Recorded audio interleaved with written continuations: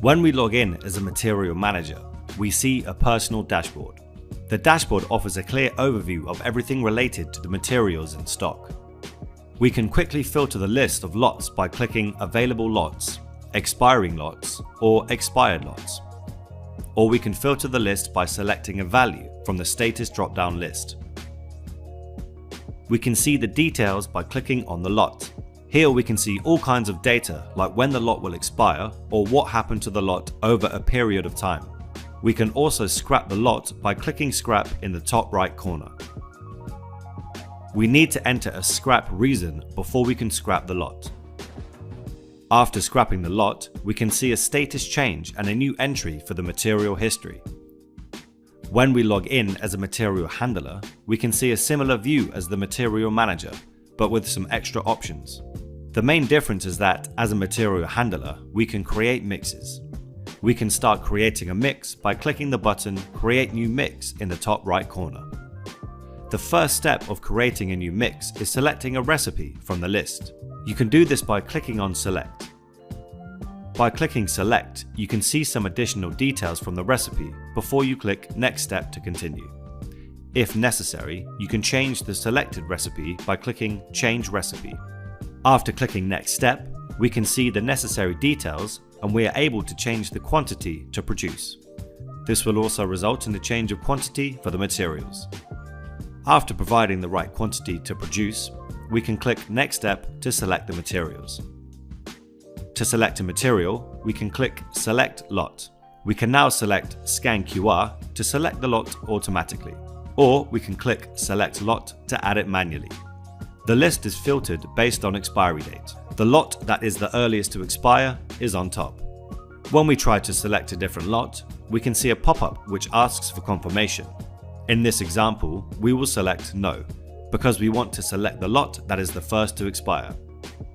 As we can see at the top of the screen, we exceeded the desired quantity after selecting the lot. This is not a problem.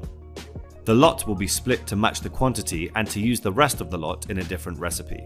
After matching the desired quantity, we can click Confirm Selection to select the rest of the materials. After selecting all the necessary materials, we click Next Step to start the preparation of the materials.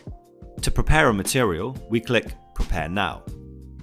Here we can confirm that we performed all necessary steps.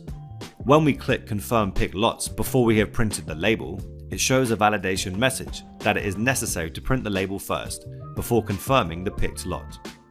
After clicking Print Label, we can now confirm the picked lot and we can close the pop-up. We can now see that the material is in the status waiting.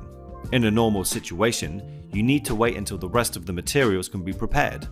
But because this is a demo, we have the option to skip 1 hour. We click the button Skip 1 hour.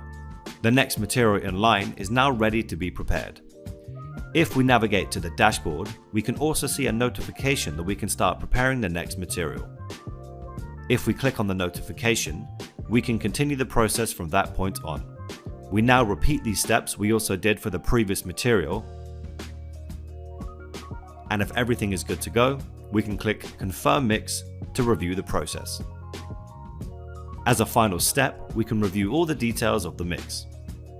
We need to print the label before we can complete the process. Once the label is printed, we can click Complete to return to the dashboard.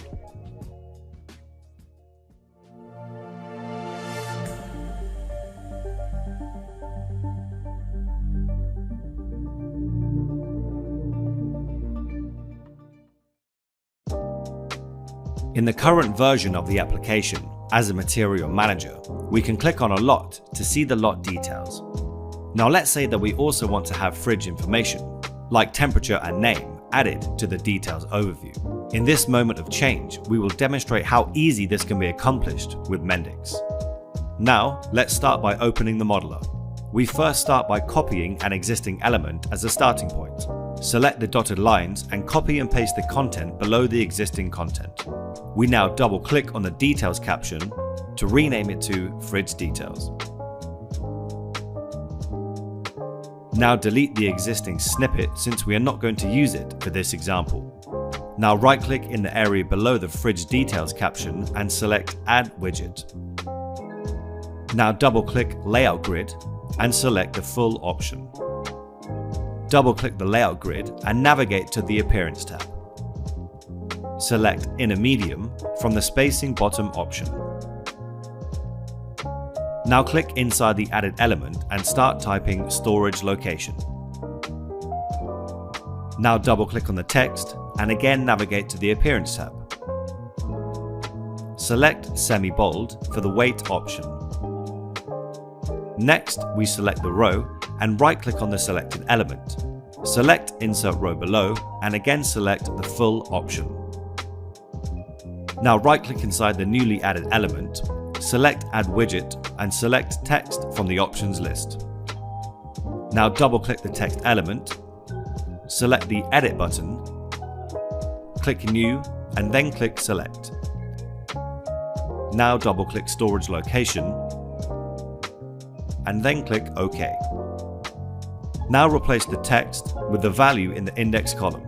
In our case, this is the number 1 between braces.